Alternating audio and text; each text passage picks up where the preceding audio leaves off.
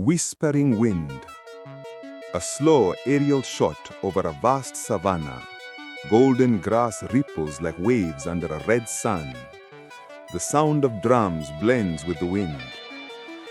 They say the savanna remembers every footstep, every cry, every battle, every queen who ever dared to rise. Cut to a small village. Laughter, goats, smoke from clay huts. A young girl runs, barefoot, spear in hand. She was born Zuri, the hunter's daughter, wild, fearless, born of dust and defiance. The hunter's daughter. Zuri's father, Okoro, is the tribe's best hunter, wise, gentle, and proud. He teaches her to track, to listen to the earth, to never fear a storm. Okoro to young Zuri. The earth is your mother, Zuri. When men forget her laws, she chooses her own children to remind them. But tragedy strikes. One evening, raiders from the Zambara tribe ambush their camp. Okoro is slain. Zuri hides, trembling in the tall grass as her father's blood stains the soil. Zuri whispers through tears. I will not die in the dust. I will rise from it. Drums rumble as she looks toward the horizon. The call of the savannah. Years pass. Zuri becomes a woman, strong, daring, but unwanted by her people's traditions. The village elders warn her mother. Elder. A woman who lifts a spear invites shame upon her father's grave. But Mama Nandi, the old seer, sees something divine. Mama Nandi. Her spirit burns brighter than fear. The wind already bows when she walks. War returns. The rival tribe attacks again. The men fall. The warriors are outnumbered. Panic spreads. In the midst of chaos, Zuri mounts her father's horse. Zuri yelling, "If no one will fight for our land, then I will. Let the cowards stay behind." Her defiance ignites something ancient. The women join her. Drums thunder. The battle turns. By sunset, they push the enemy back.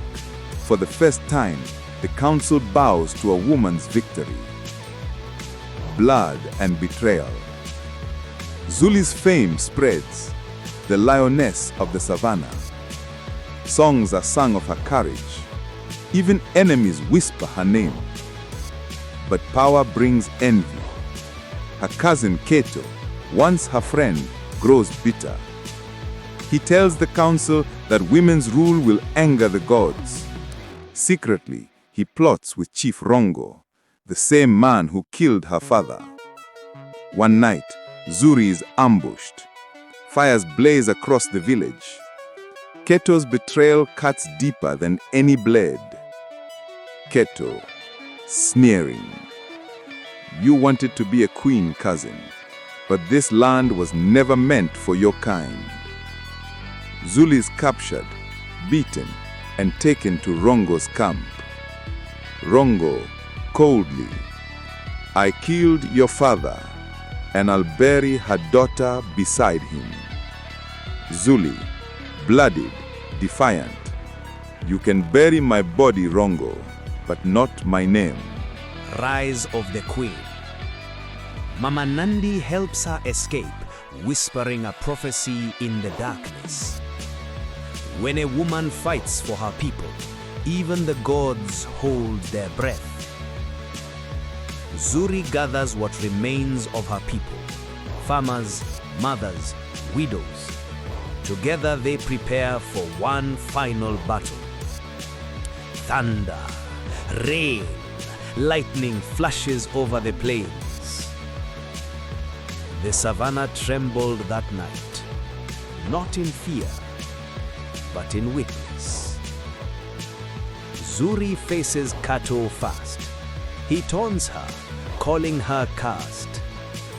No curse is heavier than betrayal. She defeats him, not in hatred, but in sorrow.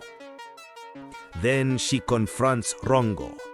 Their duel is fierce, spear against axe, rain against fire. At the peak of the fight, lightning strikes nearby, splitting a tree in two. Zuri drives her spear through his chest. Silence. As dawn breaks, she climbs the hill, soaked in rain and tears. The villagers kneel. From this day, we kneel not to fear, but to our queen. Drums echo across the valley. The legend of Zuri. Years later, peace fills the land. Boys and girls train side by side. The crown made of lion teeth rests on Zuri's head. A young girl asks her, "Queen Zuri, will the Savannah always remember you?" Zuri smiles. "If I have taught her well, she will remember you." The camera pans to the horizon. The wind sweeps through the golden grass, whispering her name. She was not born to rule.